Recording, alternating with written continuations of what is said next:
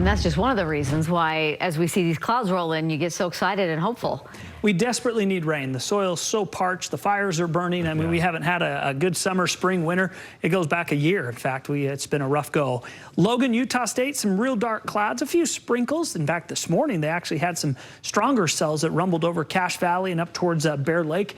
Brought some moderate rainfall there, but just kind of an overcast day this afternoon in Logan. Salt Lake City, it's been a mixed bag. We had some real dark clouds early, then some sun popped out, and you can see the sun is out amongst all that cloud cover, and temperatures managed to get into the low 90s in Salt Lake City today. However, there have been some showers in the distance. Bryan Head Resort picked up about 1/10 of an inch. David texted in and said he got a little rain, and we did see some rain on the camera earlier in the day. Mike Samish sent this picture in of those real ominous clouds, and I'll tell you what, when you see this kind of stuff in summertime, you just, it's such a welcome sight.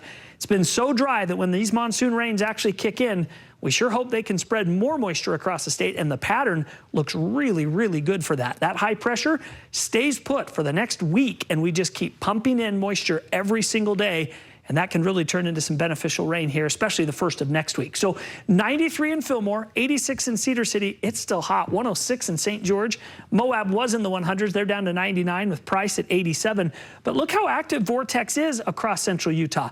Zooming in on these particular cells, some of them earlier were very impressive. Been looking for some of the rain stations. There's not a whole lot out there to go through, but it looks like 1/10 of an inch. Maybe 2/10 of an inch has fallen, but again, spotty. This is over Beaver and Scipio Summit on your way up towards Kanosh and Fillmore. There's been some scattered showers, a little bit rolling towards Richfield. Same story for Price, Carbon County, and then the Uintas.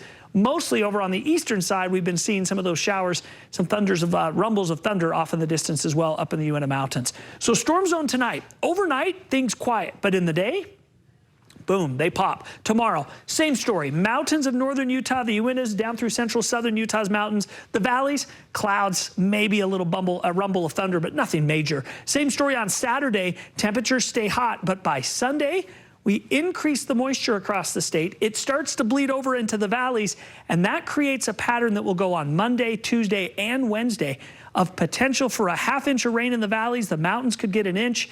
It looks like a really nice pattern and conducive for some rainfall to actually reach the ground versus these little scattered storms that just mess up the car washes. So Price, Manti, Richfield, chance of a few thunderstorms tomorrow. Not a lot of rain. I think the best chances are going to be Panguitch, Loa, central, south central mountains have the best chance for some of that rain tomorrow. St. George, partly cloudy and hot, 108. Average is 99 this time of year. We've actually left the 100s, and we'll trend that way as we head through the first of next week. Chances Saturday, Sunday for a storm, but best chance for rain will get here Monday, Tuesday, Wednesday. In the north, we're looking at partly cloudy skies overnight, a mix of partly cloudy to mostly cloudy conditions tomorrow.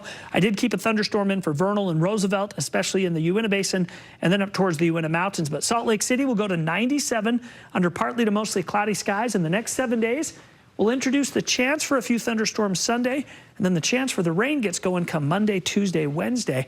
And if that all holds true, next week will be a whole lot more like September than it is August. Okay, we're getting closer to September, aren't we? Yes, we are. All right, thanks, Kev. You bet.